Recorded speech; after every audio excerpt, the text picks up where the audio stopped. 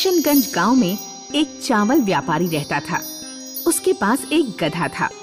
व्यापारी रोजाना गधे पर चावल की बोरियां लाद कर पहाड़ी पार करके बाजार जाता था। अजी सुनिए, आज आप बाजार जा रहे हैं तो कुछ चावल की बोरियां ज्यादा लेते जाइए। क्यों, आज क्या कोई खास दिन है? आज नहीं, लेकिन कुछ ही दिनों में दुर्गाष्टमी आने वाली है। सभी घरों में खीर बनेगी। खीर के कारण चावल की डिमांड ज्यादा होगी। बात तो तुमने ठीक कही, लेकिन हमारा गधा मुसीबत है। ये तो 2 बोरियों का बोझ भी उठाने में नखरे करता है। तीसरी बोरी पता नहीं उठाएगा भी या नहीं। व्यापारी का गधा बहुत चालाक और कामचोर था। जब व्यापारी उस पर बोरियां डालकर उसे अपने साथ ले जाता, तो गधा बीच रास्ते में किसी भी जगह पर बैठ जाता और उठता ही नहीं। अरे उठ जा भाई, उठ जा। क्या हो गया? क्यों बैठ गया? व्यापारी गधे को चने खिलाता, पानी पिलाता, तब जाकर कहीं गधा खड़ा होता। गधे ने जब उस दिन सुना कि मालिक उस पर 3 बोरियां लादने वाला है, तो वह काम चोरी करने के तरीके सोचने लगा। मालिक की बीवी ज्यादा दिमागदार बनती है।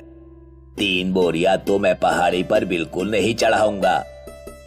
व्यापारी उस दिन एक डंडा अपने साथ लेकर निकला। अगर आज ये गधा रास्ते में कहीं बैठा तो इसके पिछवाड़े पर डंडा लगाऊंगा। गधा हमेशा की तरह बीच रास्ते में बैठ गया। व्यापारी ने कसकर उसे डंडा लगाया। गधे को अपने मालिक पर बहुत क्रोध आया।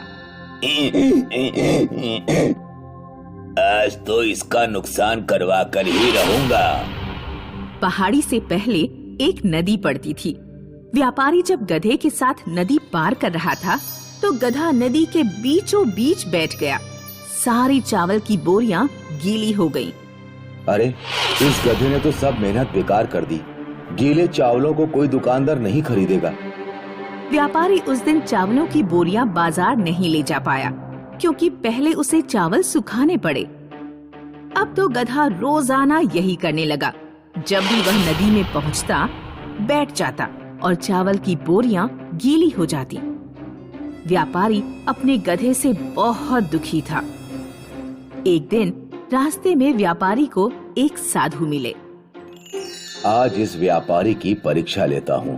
बेटा, बहुत भूख लगी है, क्या कुछ खाने को दोगे? व्यापारी ने अपनी बोरी से 5 किलो चावल निकालकर साधु को दे दिए। माफ करना बाबा, चावल गीले हैं। कोई बात नहीं बेटा, वैसे भी जब मैं इन्हें पकाऊंगा तो गीले तो ये हो ही जाएंगे, लेकिन तुम्हारी बोरियां गीली कैसे हो गईं? व्यापारी साधु को सारी बात बताता है।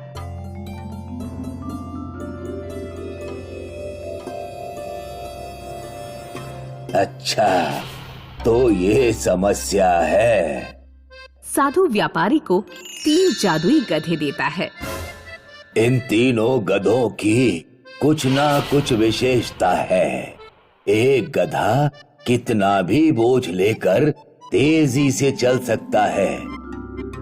दूसरा गधा बहुत दूर का देख सकता है और तीसरा गधा इंसानों की भाषा बोल सकता है। व्यापारी 3 जादुई गधों को पाकर बहुत खुश हुआ। व्यापारी ने अपने पुराने गधों को अस्तबल में छोड़ दिया और तीनों नए गधों के साथ माल ले जाना शुरू किया।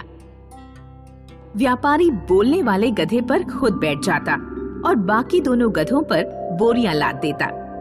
इस तरह उसका व्यापार तेजी से दोबारा चल निकला।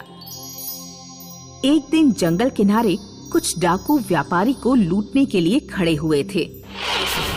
दूर तक देख लेने वाले गधे ने तुरंत ये सूचना बोलने वाले गधे को दी। बोलने वाले गधे ने अपने मालिक को सारी बात बता दी। मालिक, आज बाजार जाना ठीक नहीं, लुटेरे घात लगाए बैठे हैं। शाम को व्यापारी को खबर मिली कि गन्ना व्यापारी को लूट लिया गया है। अगर ये 3 जादुई गधे ना होते तो भगवान ना जाने क्या होता। उधर पुराने गधों को बहुत क्रोध आ रहा था। ये तीनों मालिक के प्यारे बने बैठे हैं, मैं इन्हें जिंदा नहीं छोड़ूंगा। पुराना गधा जंगल से एक जहरीले पेड़ की पत्तियां तोड़कर ले आया और उसने वे पत्तियां दांतों से पीसकर अपने खाने में मिला दी और फिर तीनों जादुई गधों से जाकर बोला, भाइयों, आज मेरा खाना खाने का मन नहीं है, खट्टी डकार आ रही है, तुम लोग मेरा खाना खा लो। यदि इसे किसी ने नहीं खाया तो ये बेकार हो जाएगा और अन्न को बेकार करना ठीक नहीं। बोलने वाला गधा सोचने लगा कि आज से पहले इसने कभी अपना खाना नहीं दिया, लेकिन आज अचानक ये इतना मधुर व्यवहार क्यों कर रहा है। हम ये खाना खा लेंगे, लेकिन पहले तुम्हें थोड़ा खाना खाना पड़ेगा। मैंने तुम्हें बताया कि मुझे खट्टी डकारें आ रही हैं, मैं थोड़ा सा भी नहीं खा पाऊंगा। हम गधे हैं, तो क्या तुमने हमारी अकल को भी गधा समझा है? बोलने वाला गधा सारी बात अपने मालिक को बता देता है। व्यापारी पुराने गधे के खाने को एक चूहे को खिलाकर देखता है। चूहा खाते ही मर जाता है। अब इस गधे को यहाँ रखना ठीक नहीं। व्यापारी पुराने गधे को एक धोबी को बेच देता है। धोबी बहुत निर्दयी था। वह खूब ज्यादा बोझ गधे पर लादता और गधे को डंडे से खूब मारता। अरे मर गया रे बापू, काश मैंने खाने में जहर अपने पुराने मालिक के पास ही आराम से रहता। दोस्तों, इस कहानी से हमें शिक्षा मिलती है कि जो दूसरों के लिए गड्ढा खोदता है वह स्वयं ही उसमें गिरता है।